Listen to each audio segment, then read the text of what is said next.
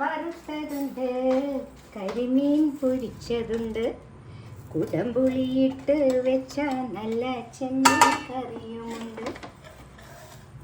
ഇതാ ദോശയ്ക്കിപ്പോൾ എന്താണെന്നറിയാമോ? ഇന്ന് ദോശയ്ക്കിപ്പം നമ്മുടെ തൃശ്ശൂർക്കാരെ ഇടിവെട്ട് അയിലക്കറി.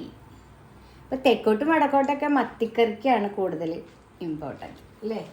ഇവിടെ തൃശ്ശൂർക്കാരെ അയിലോടാണ്. അയില, ഏട്ട ഇതിനൊക്കെ ഭയങ്കര ഇഷ്ടമാണ് കേട്ടോ.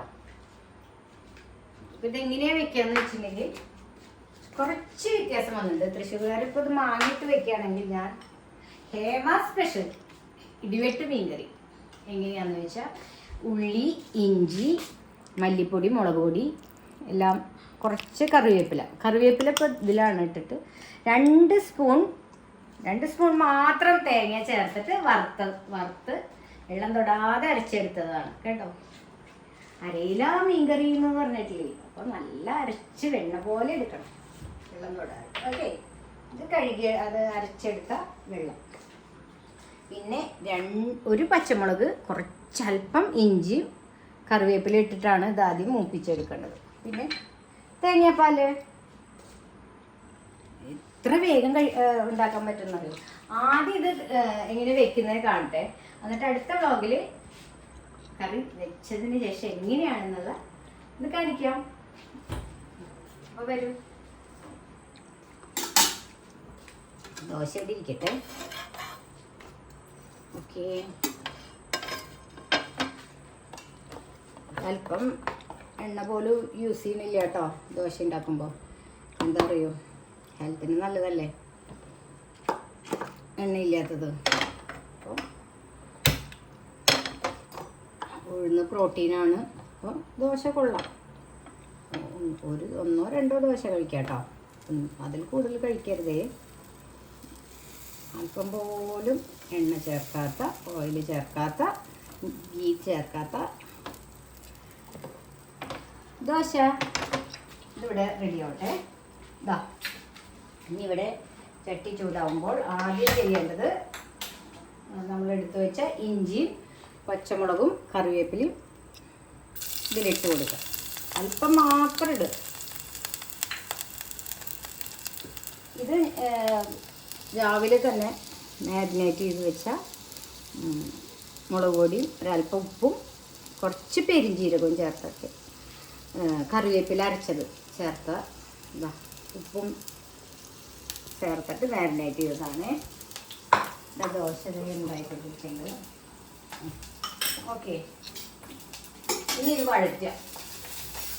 ഇതിൽ കാണിക്കും കണ്ണുണ്ടല്ലോ അല്ലേ, അല്പം വഴറ്റിയാൽ മതി. നമ്മൾ കടുക്, ഉലുവ അതൊക്കെ ഇട്ടിട്ടല്ലേ വഴറ്റാറ്. ഇതാണ്, ഇത് ഹേമ സ്പെഷ്യൽ മീൻകറിയാണ്. ഒന്ന് ട്രൈ ചെയ്ത് നോക്കണേ എല്ലാവരും. ഇഷ്ടപ്പെട്ടെങ്കിൽ ലൈക്ക് ചെയ്യണം, ഷെയർ ചെയ്യണം, ഒന്ന് ട്രൈ ചെയ്യണം, പിന്നെ നല്ല നല്ല കമൻറ്റുകൾ അറിയിക്കണം. ഇഷ്ടപ്പെട്ടില്ലെങ്കിലും അറിയിക്കണം കേട്ടോ. പിന്നെ സബ്സ്ക്രൈബ് ചെയ്യാൻ മറക്കരുത്. എല്ലാവർക്കും ഷെയർ ചെയ്ത് കൊടുക്കണേ, ഒന്ന് സപ്പോർട്ട് ചെയ്യുന്നേ. ഇനി അടുത്തത് ഇതിലേക്ക് ഒഴിക്കേണ്ടത് ഇത് കുറച്ചൊഴിക്കാം. അതിന് ശേഷം ഈ മസാല വേണമെങ്കിൽ ഫ്രിഡ്ജിൽ സൂക്ഷിക്കാം കേട്ടോ, ഫ്രീസറിൽ വെച്ചാൽ മതി. ഒരു എയർ ടൈറ്റ് കണ്ടെയ്നറിലാക്കിയിട്ട് ഫ്രിഡ്ജിൽ സൂക്ഷിച്ചാൽ നമുക്ക് കുറച്ചധികം ഉണ്ടാക്കി വയ്ക്കാം ഫിഷ് മസാല. ഓക്കെ, എന്നിട്ട് ആവശ്യാനുസരണം എത്ര വേഗം ക്ലാസ് കഴിഞ്ഞിട്ട് വരുമ്പോഴേക്കും ഫിഷ് കറി റെഡിയാവും. വേണ്ട, ഒന്ന് വഴിച്ച് വെക്കാം. 2 സ്പൂൺ തേങ്ങ ചേർക്കാൻ മറക്കരുതേ ഇതരയ്ക്കുമ്പോൾ, അല്ലെങ്കിൽ തേങ്ങാപ്പാൽ ചേർക്കുമ്പോൾ തിക്നെസ് കുറയും. തേങ്ങാപ്പാലിലല്ലേ ഇത് ഉണ്ടാക്കണം. ഇനി ഇതിൽ ചേർക്കാനായിട്ട് ഇവിടെ വയ്ക്കും. ഇതാ കണ്ടോ, ഇത് തിക്കായിട്ട് തന്നെ ഇരിക്കണുണ്ടോ. അതിന് ശേഷം നമ്മൾ അല്പം തേങ്ങാപ്പാൽ ചേർക്കുക, അല്പം. ഇനി കുടംപുളി ഇട്ട് വെച്ചിച്ച ഫിഷ് കറി അല്ലേ, കുടംപുളി തിളപ്പിച്ച് വെച്ചിട്ടുണ്ട്, അത് ഇതിലേക്ക് വെള്ളം മാത്രം ഒഴിക്കാം. ഇതിൻ്റെ ഈ ഫിഷ് കറിയുടെ പ്രത്യേകത ഇഞ്ചി ഉള്ളി ഇതൊന്നും കടിക്കില്ല. അതെല്ലാവർക്കും ഇഷ്ടപ്പെടും. കുട്ടികൾക്ക് ഇഞ്ചി ഉള്ളി ഇതൊന്നും കടിച്ചാൽ വലിയ ഇഷ്ടമല്ല. തിളക്കട്ടെ. കണ്ടോ, നല്ല ഫിഷ് കറി. ആണോ, കാണാൻ എന്ത് ഭംഗി. കുറച്ച് മുളക് ചേർത്താൽ മതി കേട്ടോ. ഇത് കാശ്മീർ മുളകാണ്, അതുകൊണ്ടാണ് നല്ല കളർ കാണുന്നത്. പെരുംജീരകം ഇടാൻ മറക്കരുത്. ഞാൻ വെള്ളുള്ളി യൂസ് ചെയ്യാറില്ല കേട്ടോ. സാധാരണ കാണാറുണ്ട് ആൾക്കാർ. ഞാൻ ചിക്കനിൽ മാത്രമേ വെള്ളുള്ളി യൂസ് ചെയ്യുള്ളൂ. ഫിഷ് കറിയിൽ വെള്ളുള്ളി സാധാരണ തൃശ്ശൂരുകാർ യൂസ് ചെയ്യാറില്ല. കടുക് പൊട്ടിക്കാറില്ല, കടുക് വറുത്തതില്ല, ഉള്ളി താളിക്കുകയാണ് ചെയ്യാറ്. ഓക്കെ, ഇത് തിളയ്ക്കുമ്പോൾ ഫിഷ് ഇടും. അപ്പോഴേക്കും നമ്മുടെ ദോശതേ നല്ല ദോശ, കറുമുറ ദോശതേ ശരിയായി വരുന്നുണ്ട്. എടുക്കാൻ കുറച്ച് ബുദ്ധിമുട്ടാണ്. ഓയിൽ തീരെ ആഡ് ചെയ്യുന്നില്ലല്ലോ, എന്നാലും കിട്ടും. നോൺ സ്റ്റിക്ക് ആയ കാരണം അതിൻ്റെ ഒന്നും പ്രശ്നം വരില്ല. കണ്ടോ ദോശ, കണ്ടോ? ഇതാ ദോശ റെഡി. ഉടമ്പുളിയിട്ട് വെച്ച നല്ല ചെമ്മീൻ കറിയുമുണ്ട്. ഇനി മുളകിട്ട മത്തിക്കറി, മുളകിട്ട അയിലക്കറി എന്നൊക്കെ പറയുന്ന പോലെ ഇത് കുറച്ച് കളർഫുള്ളാണ്. അപ്പോൾ എല്ലാവരും ചാനൽ കണ്ട് നല്ല കമൻറ്റുകളൊക്കെ അറിയിക്കണം. തിളക്കട്ടെ. തിളയ്ക്കുമ്പോഴേ ഫിഷ് ഇടാൻ പാടുള്ളൂ കേട്ടോ. പിന്നെ ഈ ഫിഷിൻ്റെ ഒരു പ്രത്യേകത, അയിലയും ആണെങ്കിലും പിന്നെ നല്ല മാംസമുള്ള ദശ കട്ടിയുള്ള മത്സ്യം നമ്മൾ കഴുകിയെടുക്കുന്ന എങ്ങനെയാണെങ്കിൽ കുറച്ച് കടുക് അരയ്ക്കാം.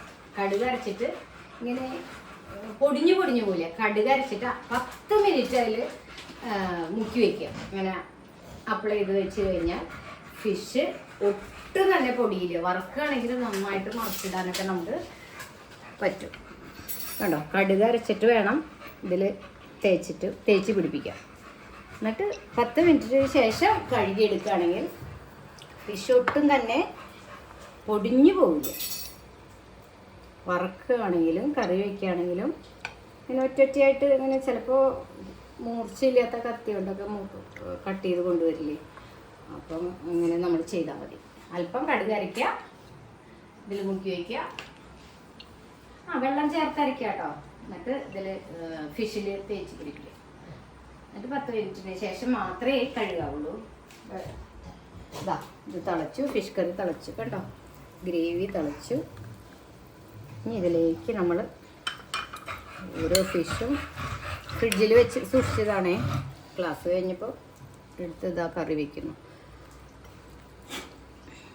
ഇനി വെന്തതിന് ശേഷം നമുക്ക് കാണാം. അപ്പോൾ എല്ലാവർക്കും ബായ്. ശുഭരാത്രി എന്നായിരുന്നു. വെന്തതിന് ശേഷം അടുത്ത വ്ളോഗ് ഇടാം. ഓക്കെ, ഇതെങ്ങനെയുണ്ടെന്ന് നിങ്ങളെ കാണിക്കണ്ടേ. അപ്പോൾ ബായ്, ശുഭരാത്രി എല്ലാവർക്കും. ഇനി വെല്ലത്ത് കാണിക്കാം കേട്ടോ.